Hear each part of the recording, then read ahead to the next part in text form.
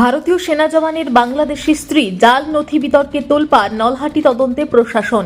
নলহাটি সেনা জওয়ান ও বাংলাদেশি স্ত্রীকে ঘিরে জাল নথি বিতর্ক প্রশাসনিক তদন্তে উত্তাল কয়থা গ্রাম। বীরভূম জেলার নলহাটি থানার অন্তর্গত কয়থা গ্রামের এক সেনাকর্মী জিয়ারুল শেখের বিরুদ্ধে উঠেছে গুরুতর অভিযোগ তিনি তার বাংলাদেশি স্ত্রী হাবিবা খাতুনের নামে জাল নথির মাধ্যমে ভারতীয় ভোটার কার্ড, আধার ও প্যান কার্ড তৈরি করিয়েছেন। এই ঘটনা প্রকাশ্যে আসতে তৎপর হচ্ছে রামপুরহাট মহকুমা প্রশাসন। নির্বাচন দপ্তরের পক্ষ থেকে সেনা জওয়ান সহ মোট 5 জনকে তলব করা হয়। শুক্রবার দুপুরে প্রায় 5 ঘন্টার জিজ্ঞাসাবাদে উপস্থিত ছিলেন সেনাকর্মী জিয়ারুল শেখ, তার আইনজীবী মাহবুব আলম। তবে হাবিবা খাতুন ও তার বাবা শামসের শেখ, যার বিরুদ্ধে বাংলাদেশে নাগরিক হওয়ার অভিযোগ, তারা কেউই হাজির হননি। সেনাকর্মীর পক্ষের দাবি, বিয়ের সময় স্ত্রী বাংলাদেশি তা জানা ছিল না। অন্যদিকে প্রশাসনের তরফে জানানো হয়েছে কিভাবে এই জাল নথি বানানো হয়েছে, কারা কারা এর সঙ্গে যুক্ত তা খতিয়ে দেখা হচ্ছে। শুরু হচ্ছে পূর্ণাঙ্গ তদন্ত। এখন দেখার এই জাল চক্রের জড়িতদের খুঁজে বের করে প্রশাসন কি পদক্ষেপ গ্রহণ করে। বীরভূমের রামপুরহাট থেকে সায়ন ভান্ডারীর রিপোর্ট, তারাপীঠ টিভি। আপাতত আমার সঙ্গে 2.5 বছর থেকে রিলেশন আছে। সেই তখন থেকে একটি বাংলাদেশি মেয়েকে বিয়ে করেছিল, তার নাম হাবিবা খাতুন। সে একটি বাংলাদেশি মেয়ে, তাকে নিয়ে বউ বানিয়েছে, আমাকে আর আমার বাচ্চাকে মেরে গলায় হাত দিয়ে বার করে দিয়েছে। সেই মেয়েটাকে কি বলেছে আমি জানি না। এখন বর্তমানে যে মেয়েটাকে বিয়ে করেছে সেই মেয়েটার বাড়ি হচ্ছে নলহাটি, তার নাম হচ্ছে রুবিনা পারভিন, ডাক নাম হচ্ছে বাবলি, তার বাবার নাম হচ্ছে আবু বকর সিদ্দিক। সেই মেয়েটি একটি অন্যজনের স্ত্রী। সেই দিকে ডিভোর্স না দিয়ে মেয়েটাও আর ছেলেটাও দুটাই একই নেচারের, দুজনেই আমাদের সঙ্গে গেম খেলছে। এখন বর্তমানে যে মেয়েটাকে বিয়ে করে নিয়ে আছে সেই মেয়েটার নাম রুবিনা খাতুন, বাবার নাম আবু বকর সিদ্দিক, বাড়ি নলহাটি, থানাপাড়া বা মন্ডলপাড়া। কতদিন আগে বিয়ে হয়েছিল? আমার 2018-তে বিয়ে হয়েছে। ওই মেয়েটার এখন আমি জানি যে যত সম্ভব আমি জানি 2025 সালে 30 এপ্রিল ওদের একটা অনুষ্ঠান ভাবে বিয়ে হয়েছে। সেখানে গিয়েছিলাম। ওর মা তো এই সব কাজে আমার স্বামীকে সব কিছু সাপোর্ট করে। ওনার মা 99% সাপোর্ট করে, আর বাকি ওর দুটো বোন, একটি ভাই আর ভাইয়ের বউ, এরা 18% সাপোর্ট করে। বাকি আমার শ্বশুর কিছু করে না। আপনি আমি কেসও করিনি। কতদিন সংসার করেছেন ওর সঙ্গে? আমি সংসার করেছি প্রায় 5.5 বছর। এখন আমি বাবার বাড়িতে ঢুকে আছি প্রায় 3 বছর। আমার ছেলে কোনো খোঁজ লাই না, কোনো খবরই লাই না। আমার ছেলেকে সাপোর্ট করছে, 80 টাকা করে বিয়ে করছে। হতে পারে আমার সঙ্গে হয়তো অ্যাডজাস্টমেন্ট হয়নি।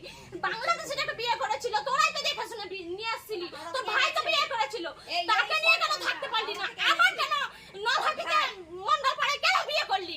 তাকে নিয়ে থাকতি। যেটা অভিযোগ উঠছে যে তিনি আর্মিতে আছেন, অথচ বাংলাদেশি একটা মেয়ে হাবিবা খাতুন তাকে 2023-এ বিয়ে করেছেন এবং নিজের কাকা তাকে শ্বশুর বানিয়ে ভোটার কার্ড, আধার কার্ড, প্যান কার্ড বানিয়েছেন। আজকে কি কারণে এসেছিলেন? আমি আপনার প্রশ্ন উত্তরে আমি জানাই যে আমি appointed advocate on behalf of Ziarul শেখের হয়ে আমি আজকে আমাদের Rampurhat electoral registration officer 293 Nalhati AC অফিসে একটা শুনানি ছিল, ওনার হয়ে নিজেকে অ্যাডভোকেট হিসাবে এসেছিলাম। সেখানে আমরা যা বক্তব্য রাখলাম, বক্তব্য ছিল এই যে হাবিবা খাতুন যিনি ভদ্রমহিলা, আমার যিনি ক্লায়েন্ট জিয়ারুল শেখ, যে তিনি জানতেন না যে তিনি বাংলাদেশি কিনা। তিনি যখন কর্মরত ছিলেন পুনেতে, তার সঙ্গে তার একটা আলাপ ঘটে। সেই সূত্রে তার কাছে একটা অলরেডি একটা আধার কার্ড ছিল। সেই আধার কার্ড অনুযায়ী জিয়ারুল শেখের সঙ্গে বিবাহ হয়। পরবর্তীকালে বিবাহ চলাকালীন জিয়ারুল শেখের সঙ্গে বনিবনা না হয় এবং জিয়ারুল শেখ জানতে পারেন যে উনি একজন বাংলাদেশি মহিলা। তখনই জিয়ারুল শেখ তাকে বলেন যে তোমার সঙ্গে আমার সংসার করা সম্ভব নয়, যেহেতু আমি একজন ইন্ডিয়ান আর্মি, আমার দেশের প্রতি একটা কর্তব্য রয়েছে। তার জন্য তার সঙ্গে একটা ডিভোর্স হয়ে যায়। সেটা তিনি আমাদের ইআরও সাহেবের অফিসে তিনি স্বীকারোক্তি এই বিষয়ে দিয়েছেন। আর তারপরে যে অভিযুক্ত উঠছে বারবার যে হাবিবা খাতুনের জাল আধার কার্ড, ভোটার কার্ড এবং ইত্যাদি যে ডকুমেন্টস তৈরি করার যে মানে সাপোর্টিং হিসাবে জিয়ারুল শেখের যে মদত রয়েছে, সেটা জিয়ারুল শেখ বলেছেন যে আমার ডকুমেন্টস নিয়ে করেছেন, কিন্তু তারপরেও যে ওনার নামটা ওখানে হোল্ডিং হয়ে আছেন সেই বিষয়টা উনি জানতেন না। হাবিবার বাবার নাম কি?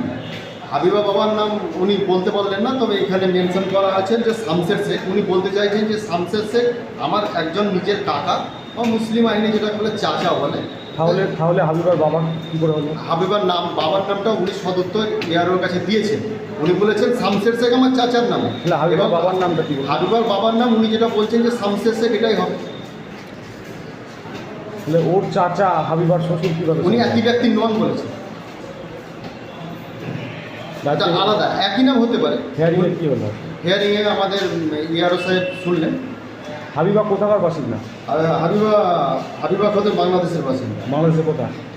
বাংলাদেশের খুলনা। খুলনা।